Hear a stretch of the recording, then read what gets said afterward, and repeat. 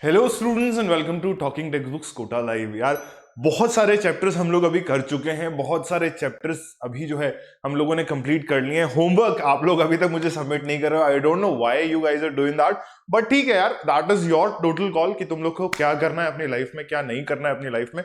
मगर इसके साथ साथ मैं तुम लोग को ये भी बता दूं कि आज हम जो है अपना नया चैप्टर शुरू करने वाले हैं। That is going to be something different. अभी तक हम लोगों ने जिस स्पेस के साथ जिस स्पेस के साथ हम लोगों ने जो क्वेश्चंस को सॉल्व किया है, जिस फ्लो में हम लोगों ने चीजें करी है, तो उसके हिसाब से थोड़ा सा अलग चैप्टर है, पजल्स बेस्ड चैप्टर है ना। इसमें 2-3 कैटेगरी के क्वेश्चंस आप लोगों को यूजुअली देखने को मिलते हैं और उन सब के बारे में भी डेफिनेटली हम लोग बात करेंगे, वार्तालाप करेंगे यार। मगर एक चीज मैं बता दूं कि भाई 11 चैप्टर पूरे हो चुके हैं, ठीक है।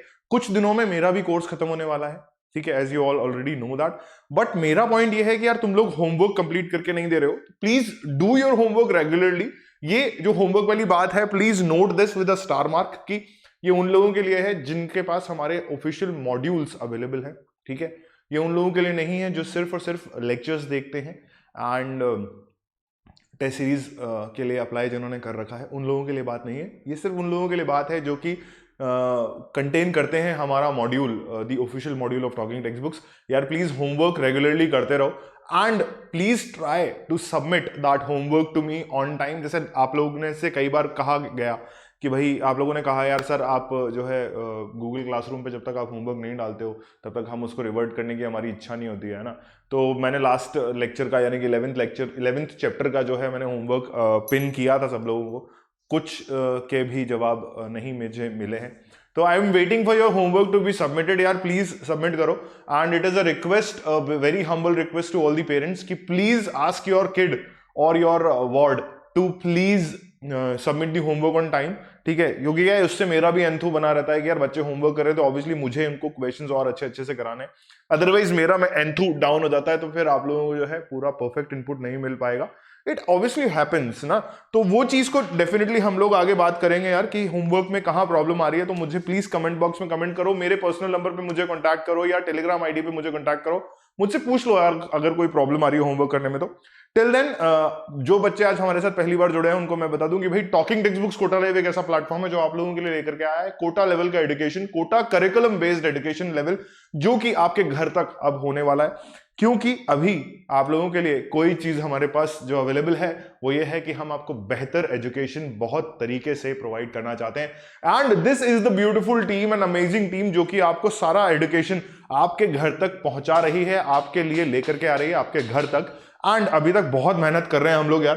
तो अगर आप चाहते हो इन्हीं लोगों के द्वारा बनाया हुआ सैंपल स्टडी मटेरियल को देखना, तो you guys can join the groups of Telegram जो कि आपकी क्लास वाइज यहां बने हुए हैं। If you want the extra knowledge कि भाई मेरे सब्जेक्ट्स में क्या क्या एक्सपेरिमेंट्स, क्या क्या चीजें, क्या क्या अपग्रेड चल रहा है, तो you guys can join the official channel of talking text books as well, ठीक है। वहां पर आपको एक्स्ट्रा चीजें भी मिल जाएंगी, राइट।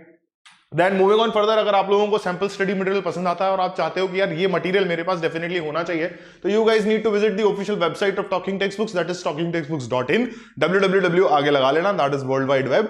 वहां पर स्टडी मटेरियल और टेस्ट सीरीज सेक्शन के अंदर जाइए एंड जाकर के इन दोनों पैकेजेस में से जो पैकेज आप लोगों को पसंद आता है उसको चूज कर लीजिए।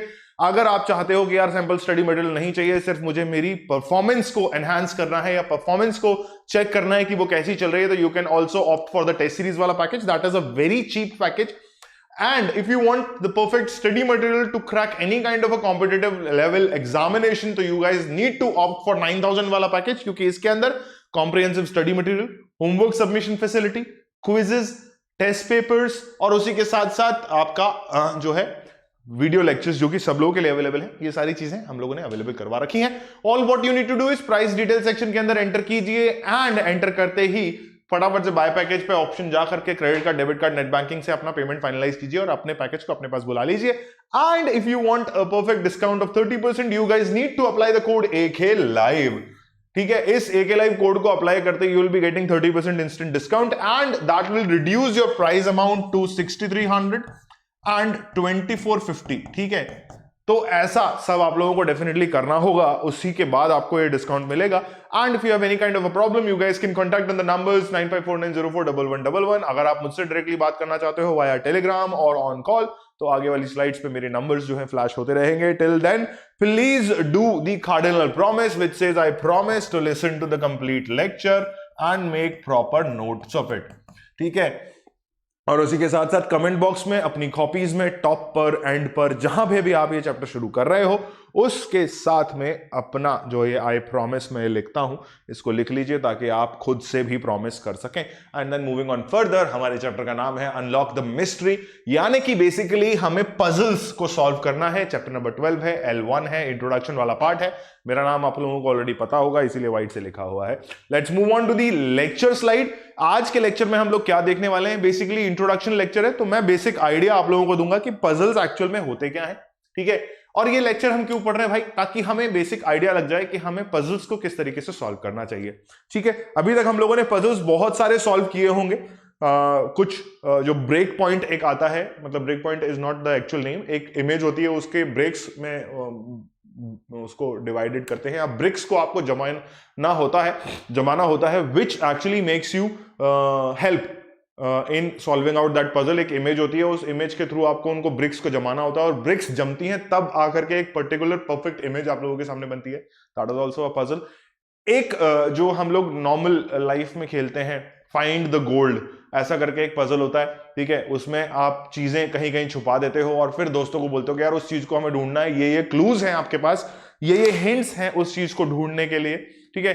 तो वो हिंट्स और वो क्लूज हेल्प करते हैं आपको पजल को सॉल्व करने के लिए। तो उसी तरीके से एक पजल जो है मेंटल एबिलिटी के अंदर आता है, ठीक है।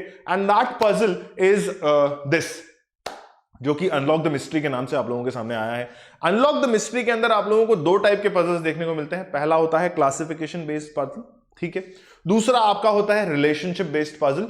रिलेशनशिप बेस्ड पजल के लिए आप लोगों को जो है बेसिक आइडिया होना चाहिए अबाउट द ब्लड रिलेशंस, यानी कि आप लोगों को ब्लड रिलेशन टॉपिक जो है आप लोगों ने देखा हुआ होना चाहिए।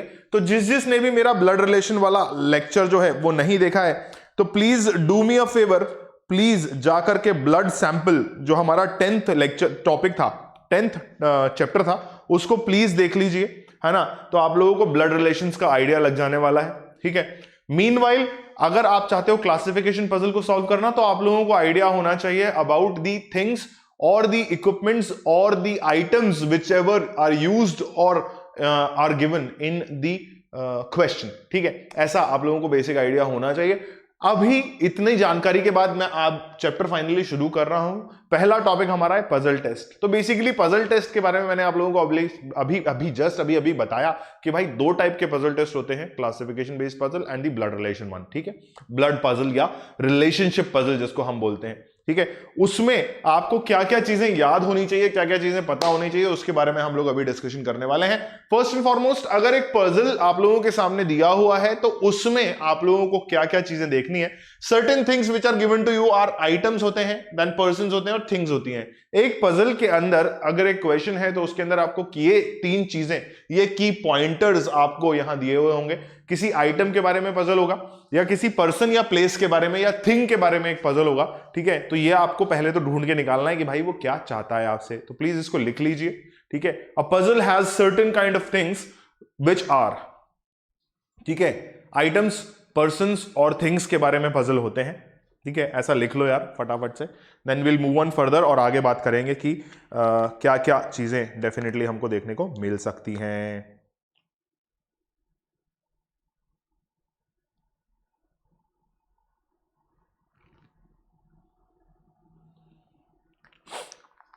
ठीक है, चलिए आगे बात करते हैं। Moving on further, you need to remember some beautiful steps to solve a puzzle. आप लोगों को कुछ स्टेप्स याद होने चाहिए when you are going to solve a puzzle. पहला स्टेप है रीड द क्वेश्चन केयरफुली। ये यार star mark question, star mark point है एकदम, मतलब बस 3 स्टार्स इस पे लगा लो चुपचाप से। क्यों? क्योंकि अगर आप क्वेश्चन को ढंग से नहीं पढ़ोगे, ठीक है, जैसा कि मैंने आपको सिटिंग अरेंजमेंट में भी यही चीज सिखाई थी बेटा, कि सिटिंग अरेंजमेंट का क्वेश्चन जो है उसको आप पूरी तरीके से अगर नहीं पढ़ते हो ना तो you will get jumbled up, ठीक है। बहुत ज्यादा दिमाग खराब होता है जब लास्ट पॉइंट में जाकर के पता चलता है कि अरे शिट, इनका अरेंजमेंट तो ऑलरेडी दिया हुआ था, है ना, और शिट मैंने तो पूरा अरेंजमेंट अपने हिसाब से बना लिया। तो वो चीजें नहीं करनी है। यहां पर पजल टेस्ट के अंदर भी आपको एक चीज ध्यान रखनी है, that you need to carefully read the questions which are given to you in front of you, आपको दे रखे हैं, उनको ढंग से पढ़ो, समझो कि क्वेश्चन में क्या पूछा हुआ है। Point number 2, step by step आप चीजों को सॉल्व करो, ठीक है। Point number 2 is a 2 star point कि भाई स्टेप बाय स्टेप चलो। मान लो आपको कुछ चीजें स्टेप्स में दे रखी हैं, ठीक है, तो उनको आप स्टेप बाय स्टेप पढ़ते चलो। अगर गिवन डायरेक्शंस के हिसाब से क्वेश्चन इजीली सॉल्व हो रहा है, then it is a good point. Otherwise please refer to the point number 1 that you need to read the question carefully first and foremost, ठीक है। उसके बाद तीसरा जो पॉइंट है, I will not star mark it, I will underline this point to avoid the confusions, denote different signs to each of the thing mentioned, your item mentioned। मतलब मान लो एक क्वेश्चन पजल है जिसके अंदर आपको बुक्स के बारे में बताया हुआ है, ठीक है, तो उन बुक्स के बारे में अगर आप लोगों को जानकारी है, अच्छी बात है, मगर अपने की पॉइंटर्स बना लो, बुक्स को अलग अलग साइन से डिनोट करना शुरू कर दो, क्योंकि कई बार क्वेश्चन इतना लेंदी होता है कि आप फर्स्ट लाइन में क्या पढ़े थे, लास्ट लाइन में क्या पढ़ रहे हो, आप भूल जाते हो कि फर्स्ट लाइन में क्या था, ठीक है।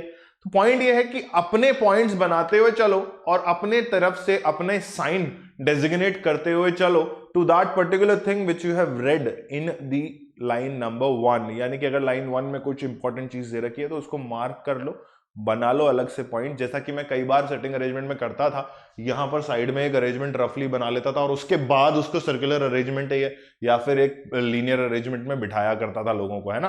तो वैसे साइड पॉइंटर्स बनाना बहुत ज्यादा जरूरी होता है। Mental ability is all about solving your stuff on और इन पर्टिकुलर टाइम, ठीक है। आगे बात कर लेते हैं यार। We have something to tell you. अब जैसे मान लो there is a certain thing given to you. Point number 1 दिया हुआ है, let's say A is good in mathematics, ठीक है। तो मुझे ये पता चला कि ए जो है मैथमेटिक्स में अच्छा है। पॉइंट नंबर बी दिया हुआ है कि B is good in cricket, ठीक है। सी दिया हुआ है, C is good in sports and studies, ठीक है। अब इस क्वेश्चन को पढ़ने के बाद मुझे क्या क्लैरिटी मिल रही है, मेरी जिंदगी में एक इकलौती क्लैरिटी ये आ रही है मेरे सामने कि बॉस मुझे ये पता चल रहा है कि I am getting to know this beautiful thing कि यार there is a category of different items which are to be sorted by me, ठीक है। तो अब इस क्वेश्चन को मैं जो है एक टेबल फॉर्मेट में बना सकता हूं और मुझे जो है आइटम्स को अलग अलग कैटेगराइज या क्लैरिफाई करना होगा, तभी मैं इस क्वेश्चन को एग्जैक्टली इजीली सॉल्व कर पाऊंगा। अदरवाइज जो प्रॉब्लम मेरे साथ होगी वो ये होगी कि मुझे यहां तक आते आते ये याद भी रखना पड़ेगा कि ए जो है मैथमेटिक्स में गुड था, बी जो है क्रिकेट में अच्छा था। कई बार जब मैं लास्ट तक पहुंचता हूं तो मैं जो है प्रॉब्लम को फेस ऐसे करता हूं कि यार मुझे पता ही नहीं चलता एग्जैक्टली कि मुझे क्या करना है ना। तो वो चीज है यार, उसको ध्यान रखते हुए चलना है हमें, उसको हमें ध्यान रखते हुए चलना है कि किस तरीके से किस चीज को सॉल्व करना चाहिए, ठीक है। तो ये है बात कि हमारा माइक गिर गया है, ठीक है। चलो इसको नोट कर लो यार अगर चाहो तो, है ना। इसको भी नोट कर लो, डिफरेंट काइंड ऑफ थिंग्स को, ठीक है। मेरे हिसाब से आप लोगों ने नोट नहीं किया होगा उसको लास्टली, तो please note it out and then we'll move on to the next part of this thing।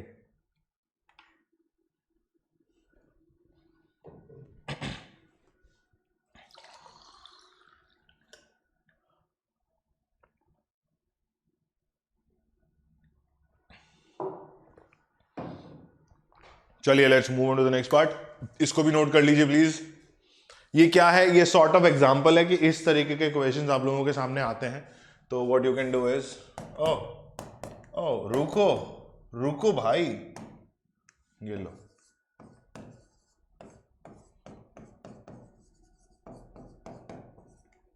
मतलब बेसिकली देखो मजा तब आने वाला है जब आप लोग इसके क्वेश्चन सॉल्व करोगे ना, तब मजा आने वाला है। And definitely I make sure कि क्वेश्चंस अच्छे क्वालिटी के आप लोगों के सामने आए।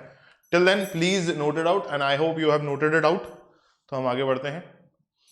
क्लासिफिकेशन पजल, पहला बहुत इंपॉर्टेंट टॉपिक जो है क्लासिफिकेशन पजल है। इसमें आपको हो सकता है बुक्स के बारे में पूछा जाए, आप लोगों से हो सकता है इंसानों के बारे में पूछा जाए, आप लोगों से हो सकता है किसी प्लेस या आइटम के बारे में पूछा जाए कि भाई ये बिस्किट्स हैं, इन बिस्किट्स को क्लासिफाई करो। ऐसी सारी चीजें आप लोगों से डेफिनेटली पूछ सकते हैं। That could be the reason to get or score marks exactly, है ना। तो ये सारी चीजें आपको जो है ध्यान में रखनी है ना। कुछ पॉइंट्स मैंने यहां लिख रखे हैं आप लोगों के लिए। क्लासिफिकेशन पजल के अंदर items belonging to different groups, ये स्टार मार्कर पॉइंट है। देन डिफरेंट क्वालिटी, क्वांटिटी होना चाहिए मेरे हिसाब से यार, ये एक सेकंड रुको, ये क्वालिटी है कि क्वांटिटी है, हाँ, पोजेसिंग डिफरेंट क्वालिटीज है। क्वालिटीज मतलब इसको आप कैरेक्टरिस्टिक भी कह सकते हो, है ना, आप इसको कैरेक्टरिस्टिक भी कह सकते हो। You can also mark it as characteristics as well, ठीक है। उसके बाद क्लू, हिंट और हेल्प जो है ये आप लोगों को यार पता होना चाहिए, समझ में आना चाहिए कि भाई ये क्या है। मतलब आपके क्लूज अगर आपको क्लियर हो गए ना लाइफ में कैसे क्लियर हो गए, like you might be confuse कि सर लाइफ में कैसे क्लियर हो सकते हैं। तो यार मैं बता दूं कि लाइफ में मतलब क्वेश्चन की लाइफ में अगर आपको कोई चीज क्लियर नहीं हो रही है तो you will not be able to solve it out until unless वो क्लूज मुझे समझ नहीं आ रहे, वो हिंट मुझे समझ नहीं आ रहे, या उस क्वेश्चन में जो मेरी हेल्प की गई है वो मुझे समझ में नहीं आ रही, तब तक मैं किसी चीज को सॉर्ट नहीं कर पाऊंगा, किसी चीज को क्लैरिटी लेवल पे नहीं ला पाऊंगा यार। तो वो बहुत ज्यादा जरूरी है, that is the most important thing. और उसके बाद लास्ट है एनालाइज करना, क्वेश्चन में आपसे क्या पूछा हुआ है एग्जैक्टली। कई बार ऐसा हमारे साथ होता है कि हम ये भूल जाते हैं कि क्वेश्चन में क्या पूछा था, ठीक है। तो क्वेश्चन को you need to save your time while solving the question in puzzle based test। इसीलिए मैंने आप लोगों को पहले कहा था कि यार पॉइंट्स बना लो, पॉइंट्स बना के अपने पास रख लो, that will help you out to analyse the question exactly क्या पूछा हुआ है। जैसे फॉर एग्जांपल एक क्वेश्चन आप लोगों के सामने दिया हुआ है, इसको सॉल्व करने का एक तरीका मैं आप लोगों को बताने वाला हूं, but before that what you need to do is you need to read the instructions carefully. जो आप लोगों को कहा गया है, जो आप लोगों से बोला गया है, उसको जरा ढंग से पढ़ लो और फिर उसको जो है हम आगे कैटेगराइज करेंगे, ठीक है। किस तरीके से इन क्वेश्चन को सॉल्व करना होता है, ये चीजें मैं आप लोगों को बताने वाला हूं।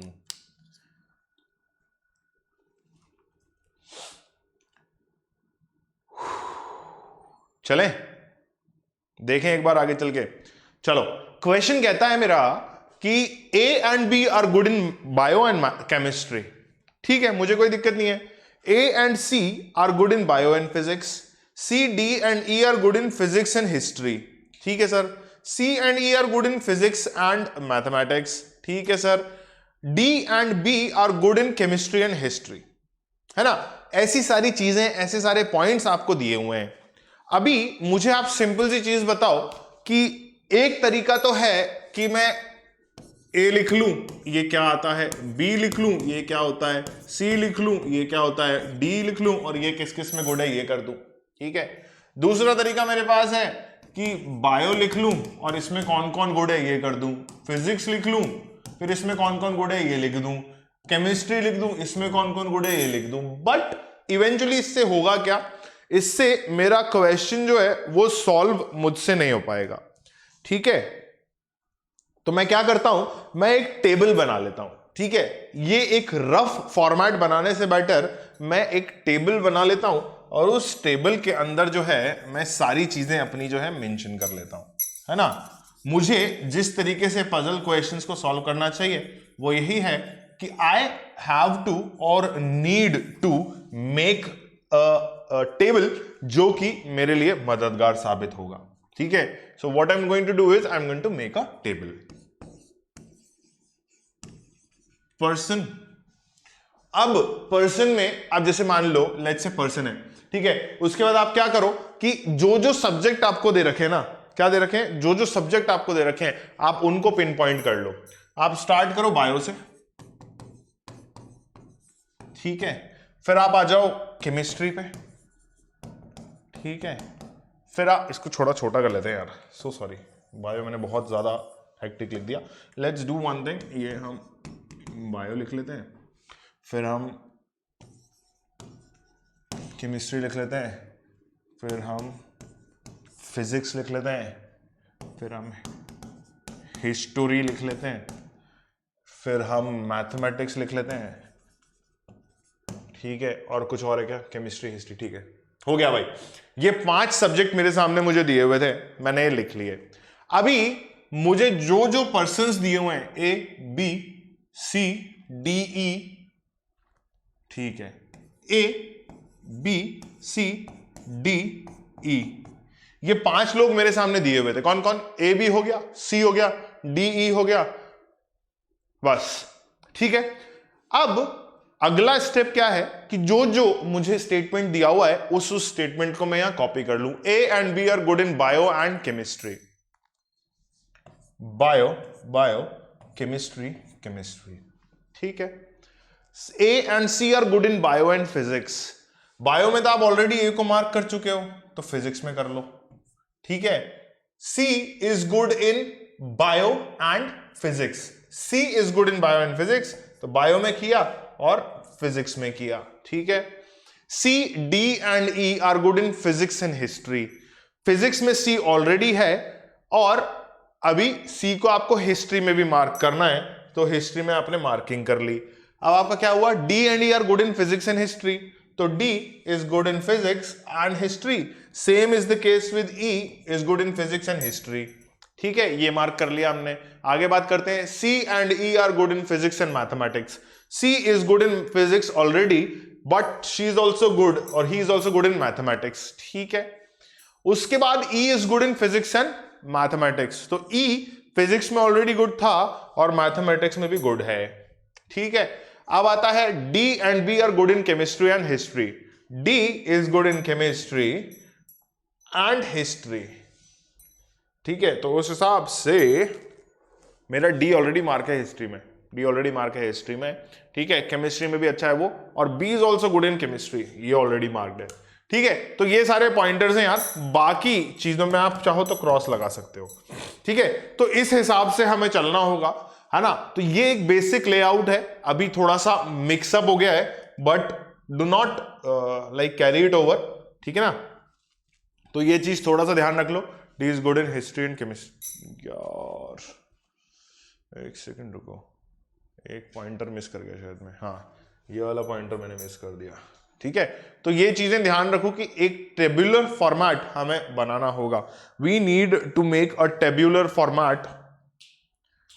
3 टिक 4 टिक, अच्छा जी, है ना, ठीक है। तो ये एक बेसिक आइडिया है, एक बेसिक लेआउट है जो मुझे बनाना होता है, ठीक। अब आगे बात कर लेते हैं, इसको अगर आप चाहो तो नोट कर सकते हो। I will do one thing, मैं इसको थोड़ा सा क्लैरिटी से बना देता हूं ताकि कंफ्यूजन खत्म हो जाए, क्योंकि मैं खुद भी कंफ्यूज हो गया यार, है ना। एक सेकंड रुक जाओ यार, ये कर लेते हैं। This is the best part, ये थोड़ा सा कैटेगराइज हो जाएगा ना तो इजी रहेगा। ये भैया यहीं टिक मारे हैं हम, चलिए। लास्ट वाली लाइन बनाना जरूरी नहीं था, but I did it because I didn't wanted you people to get confused of it, ठीक है। अभी जो जो बोला हुआ है ना वो वापस से हम एक बार देख लेते हैं। A and B are good in bio and chemistry, bio chemistry. A and C are good in bio and physics, bio में ऑलरेडी है, फिजिक्स में भी है। C जो है बायो और फिजिक्स में अच्छा है, ठीक है। आगे बात कर लेते हैं। C, D and E are good in physics and history, C is already good in physics and is also good in history. D is good in physics and history and E is good in physics and history. Done. आगे बात करते हैं। C and E are good in physics and mathematics. C is already good in physics. He has to be good in mathematics as well. And E has to be good in mathematics as well. ठीक है। C and E both are good in physics and mathematics. ठीक है भाई। उसके बाद D and B are good in history and chemistry. Chemistry में good है और हिस्ट्री में ऑलरेडी गुड है ही डी, ठीक है। B is also good in history and chemistry, history में है, केमिस्ट्री में है, हिस्ट्री में नहीं था बी अभी तक, तो ये हिस्ट्री में हो गया। ये लीजिए, ये एक परफेक्ट टेबल है यार जो आप लोगों को बनानी आनी चाहिए। This is not, this is not, this is not, this is not, this is not, this is not, this is not, ठीक है, and this again is not. ये एक टेबल है जो आप लोगों को बनानी आनी चाहिए, ठीक है। ऐसा एक टेबल बनेगा। अब इसके बेस पे अगर आप लोगों से पूछता है, आपसे मान लो इस पे बेस पे क्या क्वेश्चन पूछ सकता है, पूछ सकता है A is good in which of the following subjects, तो आपको यहां देखते पता चल जाएगा केमिस्ट्री, बायो, फिजिक्स में ए इज गुड। अब फिर पूछ सकता है कि D is good in which of the following subjects, तो आप बोलोगे केमिस्ट्री, फिजिक्स एंड हिस्ट्री में जो है डी गुड है। फिर आपसे कंबाइंड पूछ सकता है कि बायो में कौन कौन लोग अच्छे हैं, तो आप बोलोगे A B C are good in bio. Chemistry और फिजिक्स के लिए भी पूछ सकता है, तो भी आप जवाब दे दोगे। तो मतलब बेसिकली टेब्यूलर फॉर्मेट, ठीक है, और table making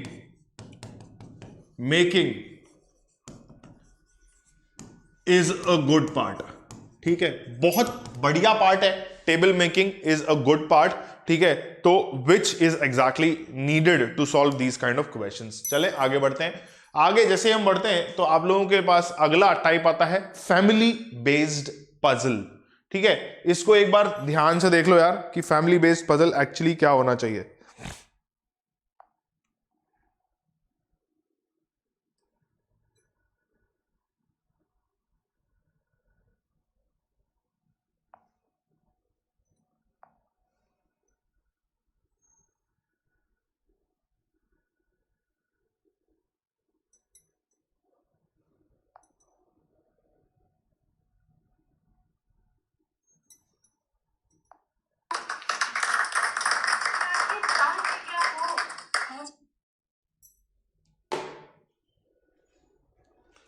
family based puzzle क्या होता है?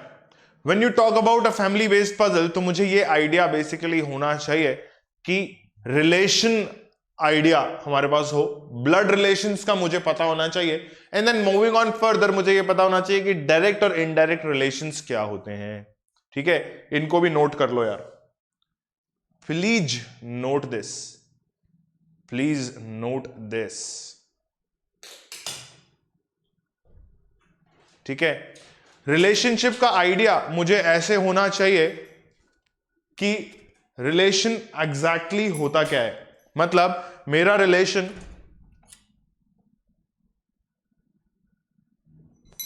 रिलेशन किसके साथ कैसा है ये मुझे पता होना चाहिए, ठीक है। तो क्या क्या आइडिया मुझे होना चाहिए, रिलेशंस के बारे में मुझे पता होना चाहिए, ठीक है। ब्लड रिलेशंस मतलब मेरे फैमिली के रिलेशंस किस किस तरीके से डिवाइडेड है ये मुझे पता होना चाहिए। दूसरी चीज डायरेक्ट और इनडायरेक्ट रिलेशन, मतलब मेरे डायरेक्ट रिलेशंस कौन कौन से हैं या इनडायरेक्ट रिलेशंस कौन कौन से हैं ये मुझे पता होना चाहिए। मतलब कजिन और रियल रिलेशंस की बात हो रही है कि वो क्या क्या होते हैं और क्या क्या किस तरीके से कहलाते हैं, ठीक है भाई। इन चीजों को नोट करने के बाद let's move on to the secondary part. इस क्वेश्चन को जरा ध्यान से पढ़ो यार, ठीक है। इस क्वेश्चन को जरा ध्यान से पढ़ो और फिर मुझे बताओ कि समझ में आ रहा है क्या कि क्वेश्चन में क्या पूछा हुआ है।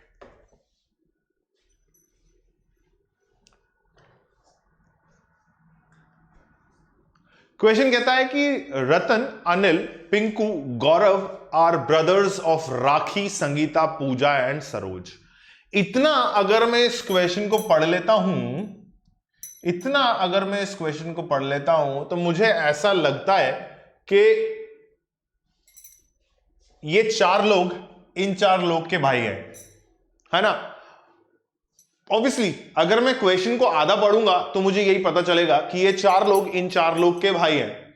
इसीलिए मैंने कहा कि you need to read the question carefully and to the fullest. आगे पढ़ो, not necessarily in the order, और क्लैरिटी मिली। मतलब पहले मैं इस क्वेश्चन को पढ़ के ये सोच रहा था कि रतन जो है राखी का भाई है, अनिल जो है संगीता का भाई है, पिंकू जो है पूजा का भाई है, एंड गौरव जो है सरोज का भाई है। मगर आगे वाली लाइन पढ़ते ही मुझे पता चला कि not necessarily in the same order. इसका मतलब क्वेश्चन में जो ऑर्डर दिया हुआ है वो ऑर्डर आंसर में नहीं हो सकता।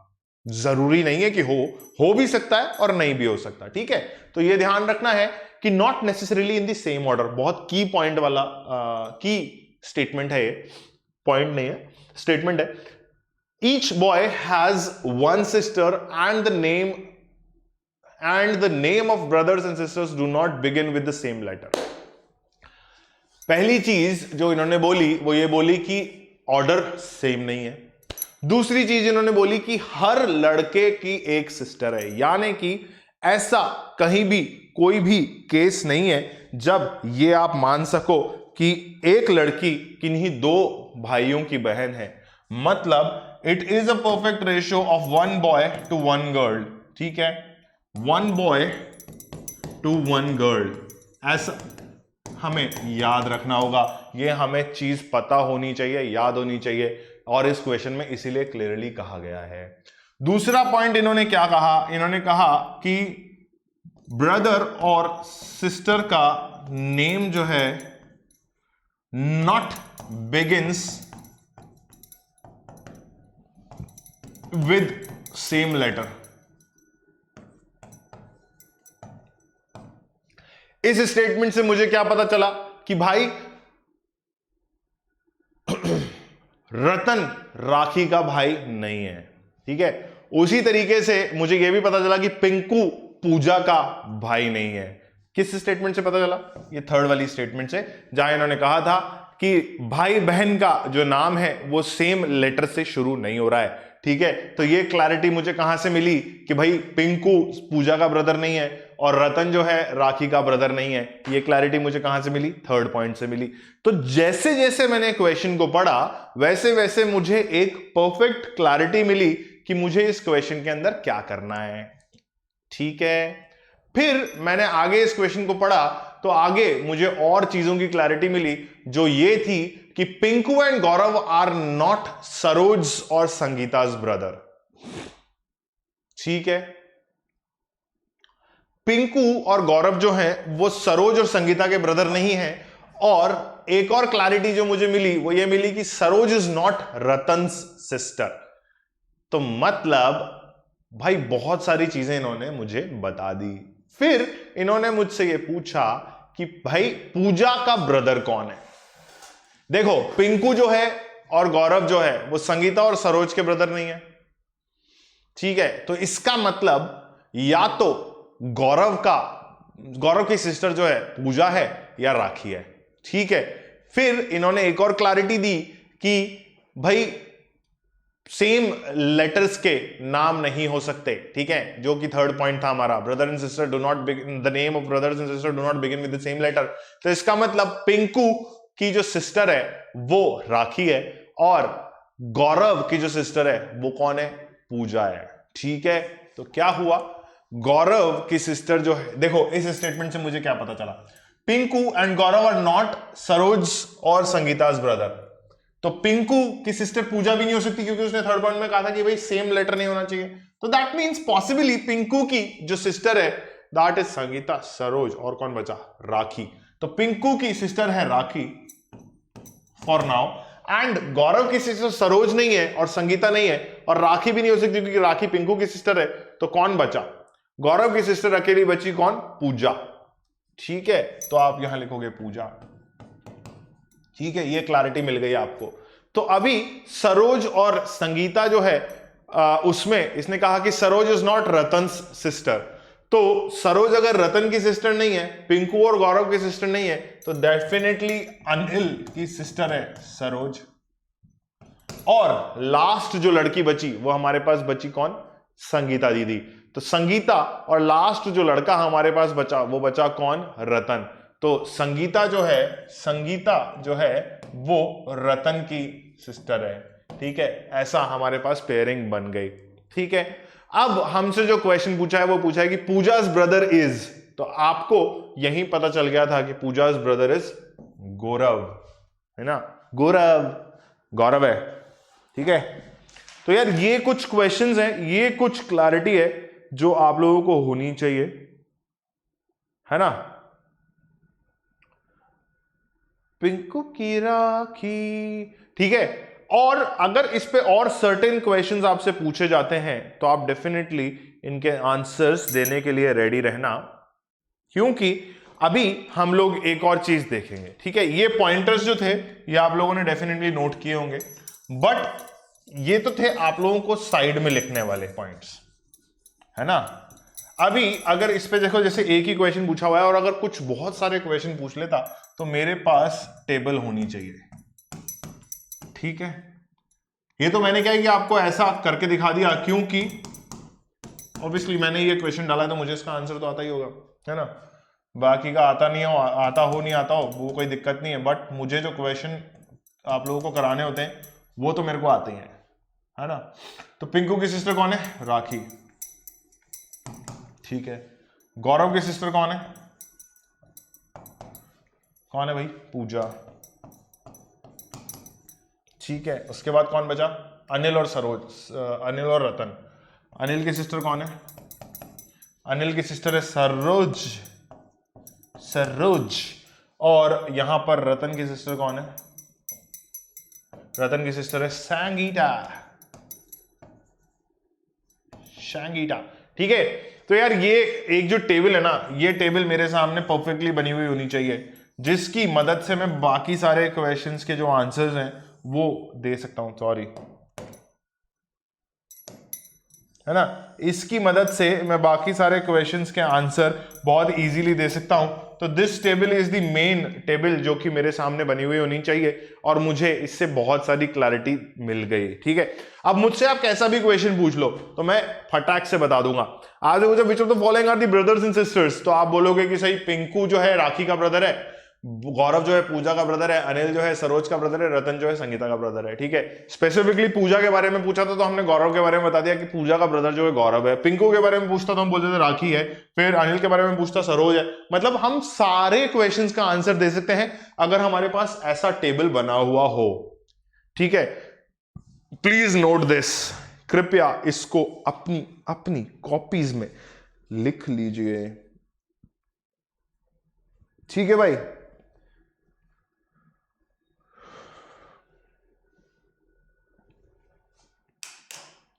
अल्टीमेटली बात वहीं आकर के रुक जाती है। जो पॉइंट्स मैंने आपको स्टार्टिंग में एक्सप्लेन किए उनसे हमें यह चीज सीखने को मिलती है कि making this table is the most important part when it comes to solving the questions of puzzles।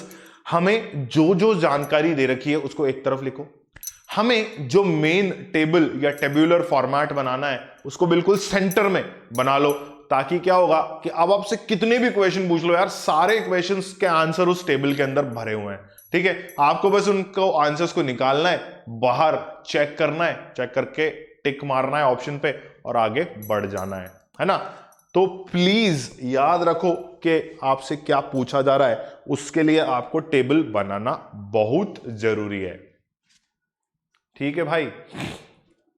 मेरे हिसाब से लिख लिया होगा, समझ गए होगे आप कि क्या क्या आप लोगों से पूछा हुआ है, ठीक है। Please note these type of things in your copies and pains and notes बना लिए होंगे आप लोगों ने, है ना। और आज का सेशन हम यहीं खत्म करते हैं। थोड़ा छोटा सेशन था क्योंकि इंट्रोडक्शन में इससे ज्यादा मेरे पास और कुछ है नहीं।